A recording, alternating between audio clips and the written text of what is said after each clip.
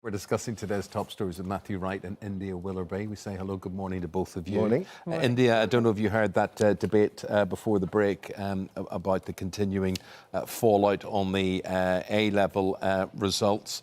And now it seems that Northern Ireland, though not backing down on the A-level results, are trying to avoid further controversy this Thursday by saying, as regards the GCSE results, look, we'll go the way of Scotland. We'll just take the teacher's word for it.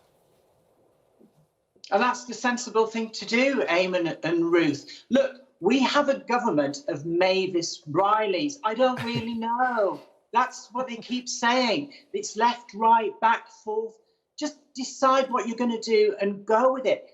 Everybody can see that this is a gross injustice where effectively machines and computers are saying this person must fail. Regardless of what they score, they must have a fail because this computer says no. Scotland have got it right. Ireland are now getting it right. Just listen to the teachers, such as the fantastic head teacher we've just listened to there, and just listen to the people who know what they're talking about. Because it was a bit of a kick in the teeth of the teachers, Matthew, wasn't it, that they were asked to do this. They were asked to specifically look at each student, look at their past grades, their coursework. They put all that work in for the government to say, oh, we don't care what you think anymore. There's also, India just said, they need to get on with it. We need to put this into context.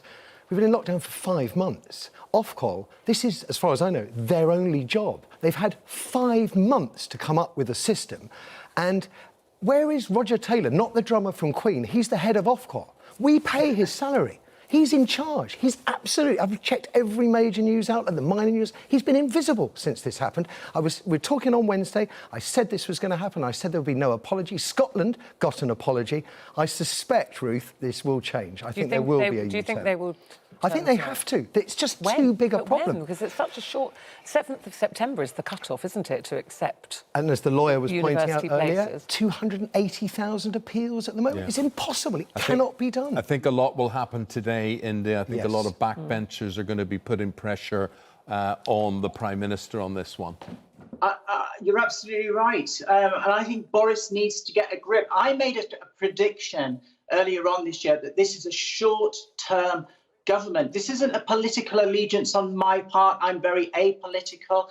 I can just see the scenario where you have coronavirus going on, the mess they've made of that, the mess they've made with the education thing at the moment, everything else, Dominic Cummings. I have a real gut feeling that this is a government that is not going to see out its 5-year term, despite the big majority, because there is such a loss of confidence.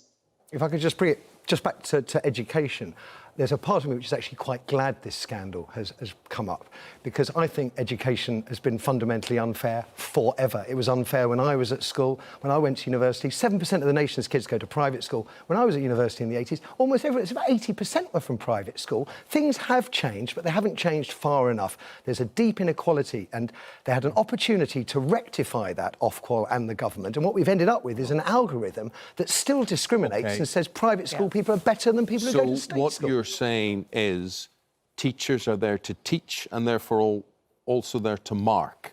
You would sort of do away with exams, would you? I think that when you come up with an algorithm to represent or replace exams, it's really interesting that the algorithm we ended up with is as socially divisive as the education system that we have in this country. Interesting. It sort of reflects that the darker side of our education system. Meanwhile, India, you were talking about the government and how short term it is, and the government need the Cabinet Office. The Cabinet Office works directly with the Prime Minister, and figures released just show that only 10 to 15% of that whole department is actually back at work following lockdown. How can we continue to govern or operate the machinery of government with that?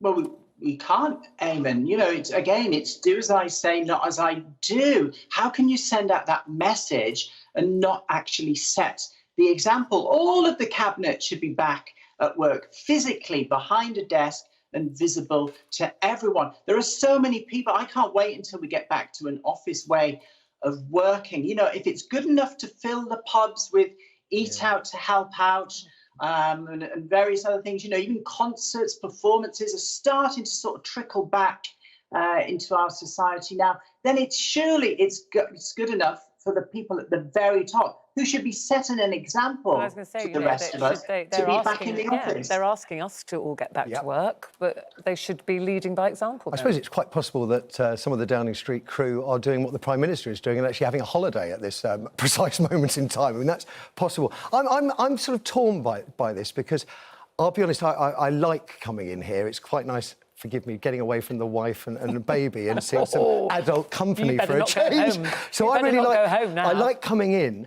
I like being here, but I wouldn't want to come in on public transport. And I think the problem for big cities is that being at work is probably the easier part of the day, the safer part of the day. It's getting to work, I think, is the problem. Okay. India, I want to know, in your experience here, I want to go to a survey now, which is about the divide between parents and grandparents. And they basically say that there are big fallouts between parents and grandparents on attitudes to discipline, on attitudes to what children should eat, and how much television or screen time they get. Is that at all surprising?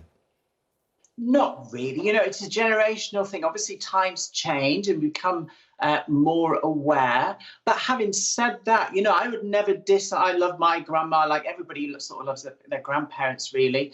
And, you know, that they're wise. Obviously, they have experience. Sometimes the old ways are the best ways. Not everybody loves their grandparents. Not everybody loves their parents. It's a peculiar...